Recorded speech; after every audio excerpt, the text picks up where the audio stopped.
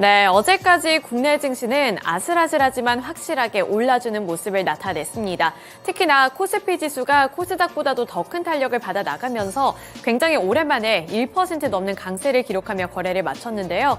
따라서 어제 시장에서도 거래 대금이 많이 몰렸던 종목군들은 어떠한 종목들이었을지 함께 알아보도록 하겠습니다. 먼저 코스피 시장부터 살펴보시죠.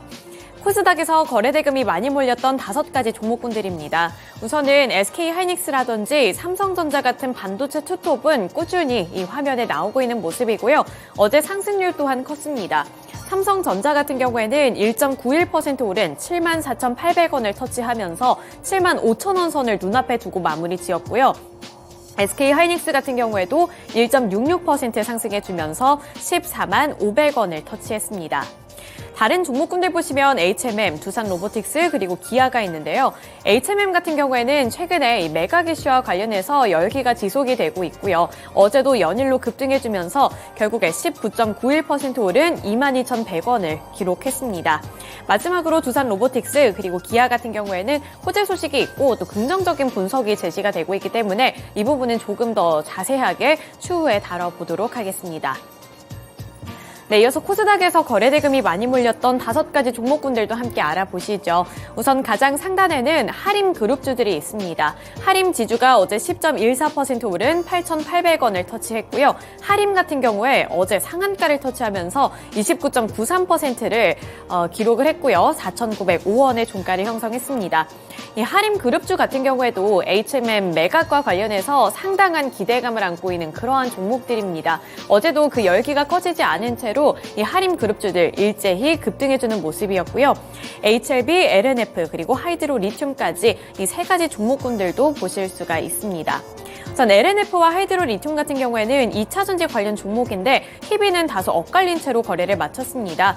LNF 같은 경우에는 2.99% 상승해주면서 3% 가까이 되는 상승률을 기록했지만 하이드로 리튬이 급락했는데요. 하이드로 리튬 주가 확인해보시면 26% 넘게 밀려 내려가면서 현재 10,000원 선도 좀 아슬아슬하게 지켜나가는 모습입니다. 이 하이드로 리튬과 관련해서도 추후에 이슈 브리핑 해보도록 하겠습니다. 네, 이렇게 먼저 주목을 받았었던 종목들 함께 알아봤는데요. 이어서 특징 종목도 확인해 보도록 하겠습니다. 첫 번째 특징주로는 두산로보틱스 살펴보도록 할 텐데요. 어제 두산로보틱스가 13% 거의 가까이 올라줬습니다. 12.99% 상승한 121,800원을 터치했는데요. 이 두산로보틱스의 질주는 언제까지 계속될까요? 이 두산로보틱스 또 한 번 52주 신고가를 경신해냈습니다. 최근에 CES에서 최신 기술을 발표할 것이라는 기대감도 더해지고 있는 상황에서 증권업계 전문가들의 평가도 나쁘지 않습니다. 긍정적인 코멘트가 지속적으로 나오고 있는 상황인데요. 대표적으로 한국투자증권은 두산로보틱스가 미주 지역의 투자 재개를 통해서 내년에 외형 성장과 함께 이 수익성 개선을 이끌어낼 수 있을 것이라는 코멘트를 내놨습니다. 한국투자증권은 두산로보틱스 같은 경우 이 미주 권역의 설비 투자가 지연됨에 따라 일시적으로는 수출 매출이 감소했지만 중장기적으로 봤을 때는 훨씬 더 좋은 실적을 거둘 수 있을 것이라고 판단을 했는데요. 미국과 유럽의 높은 인건비 체계가 여전하고 협동 로봇 시장이 개화 시기를 맞이하고 있는 만큼 금리 인하 시에 미국을 필두로 수출 매출이 증가할 것이라고 예상을 했습니다. 또 미주 권역의 투자 재개를 필두로 2024년에는 외형 성장과 수익성 개선으로 이어질 것이다 라는 분석을 제시하면서 두산 로보틱스 쪽으로도 매수세가 큰 폭으로 들어왔습니다.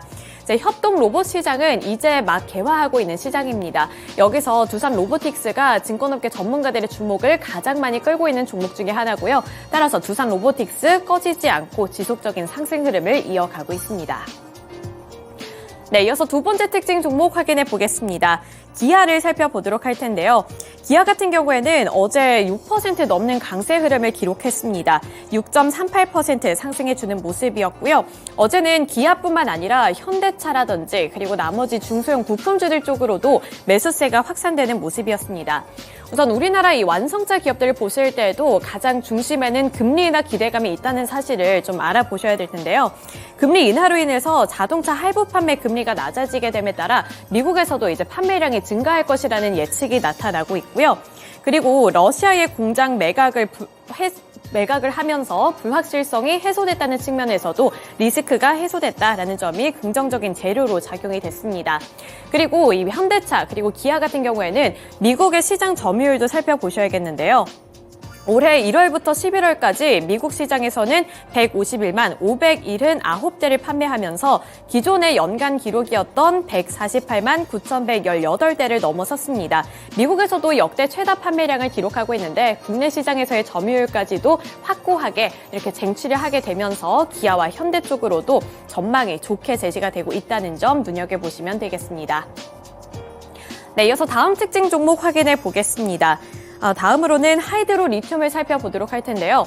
앞서서 제가 잠시 언급하기는 했습니다만 하이드로 리튬의 주가가 27% 가까이 하락했고요. 10,000원 선을 지지해줄 수 있을지 여부도 시장의 관심을 끌고 있습니다.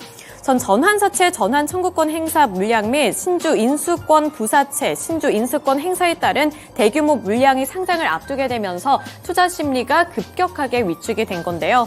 지난 14일부터 18일까지 3거래일 연속으로 하락세를 나타냈고 어제 이 시간 예의주시하셨다면 아시겠지만 하이드로 리튬이 시간의 거래에서부터 급락하기 시작했습니다. 그리고 정규장이 시작된 이후에 이렇게 급격하게 낙폭을 키워나가면서 결국에는 26.93% 하락한 10,040원의 종가를 형성했습니다.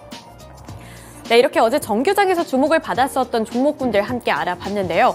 이제는 시간의 거래로 넘어가서 시간의 거래에서 상승했던 탑5 종목들부터 알아보도록 하겠습니다. KCC건설이 가장 상단에 위치해 있고요. 그 다음으로는 대유에이텍, LS전선아시아, YIK, 그리고 로지시스까지 5가지 종목군들 확인해 볼 수가 있습니다.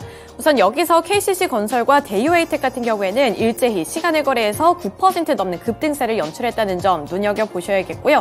LS전선아시아 9%대까지는 아니지만 시간의 거래에서 7.57%의 상승률을 기록했습니다. 이 세 가지 종목군들 특징주에 넘어가서 더 자세하게 보도록 하겠고요. 이어서 하락했던, 부진했던 주가 흐름을 나타냈던 종목군들도 함께 보시죠. 시간에서 하락했던 종목군들 보시면 DSNL이 많이 급락을 했습니다. 그리고 베셀 같은 경우에도 7.48% 약세를 기록했고요. 어부브 반도체 2.63% 하락, LS 머티리얼즈가 2.33% 하락, 컴퍼니 K가 2.32%의 하락세를 기록했습니다. 이 어부브 반도체 같은 경우에는 이번에 삼성전자와의 공급 계약 소식 이 부분이 호재로 작용이 되면서 정규장에서 또 주목을 받았던 종목이기도 한데 어제 시간의 거래에서는 2% 넘게 하락했다는 점, 조정받았다는 점 보셔야겠고요. LS 머티리얼즈 도 정규장에서는 끊임없이 올랐던 종목군들 중에 하나죠. 3-4개 종목 중에 성적이 나쁘지 않았던 종목인데 어제 시간의 거래에서는 2%대 조정을 받았습니다. 네, 이어서 시간의 거래에서의 특징 종목도 확인해 보도록 하겠습니다. 첫 번째 특징주로는 KCC건설 확인해 볼 텐데요.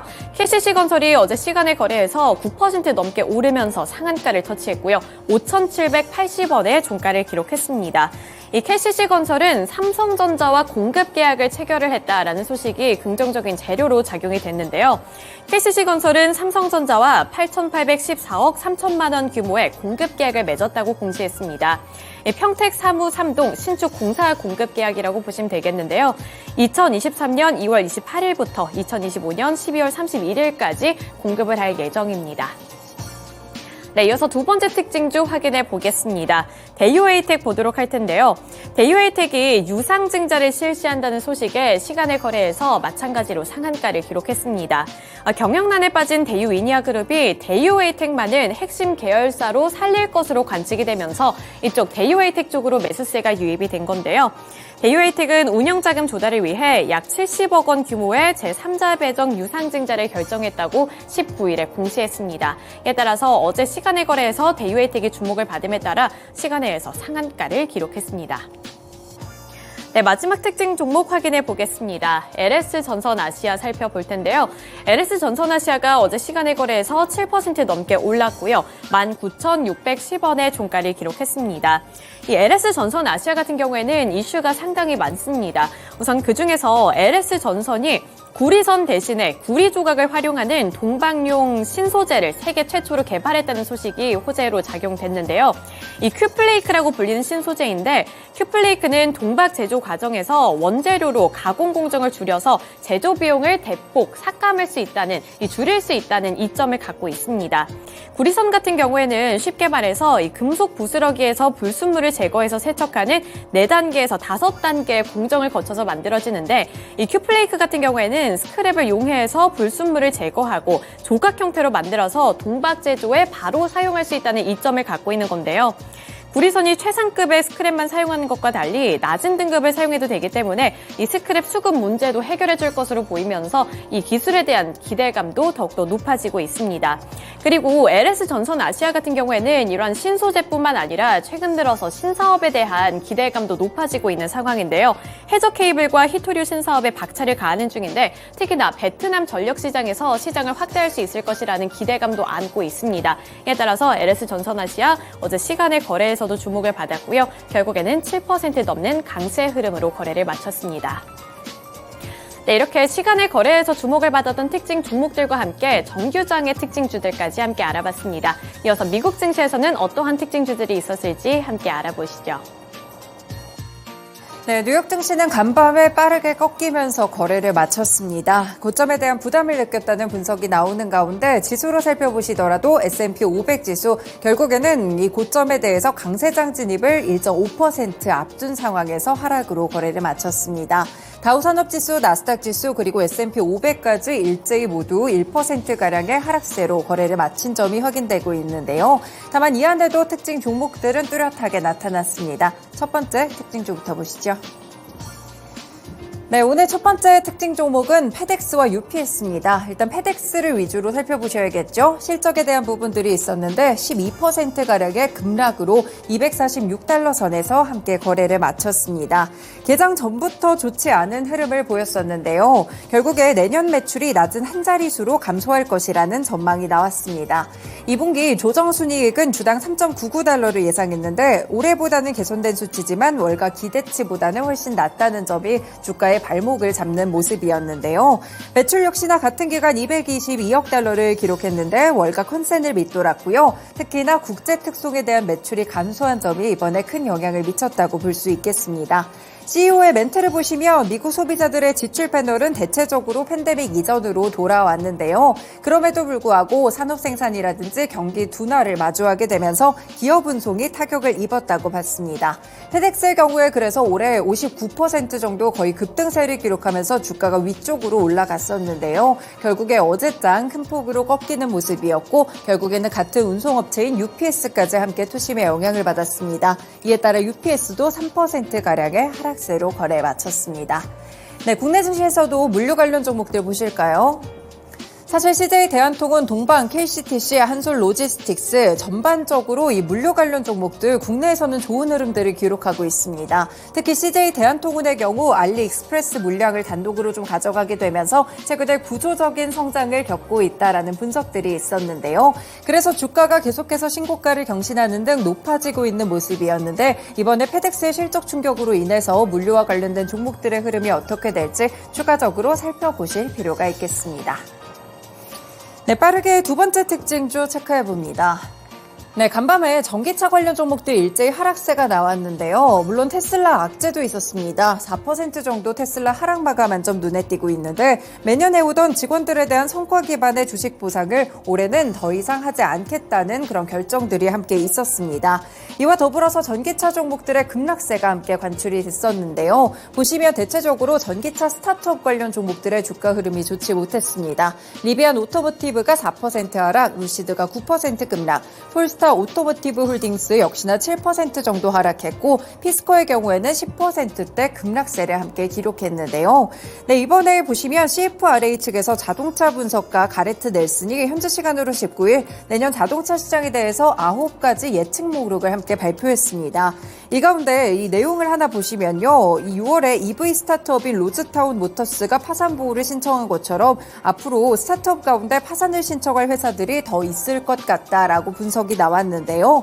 리비안 모터스나 폴스터 그리고 루시드, 피스커 같이 여기 나열된 종목들은 아직까지 수익성에 근접하지 못했다며 현재 구간 굉장히 빠른 속도로 현금이 소모되고 있다는 점을 함께 지적을 했습니다.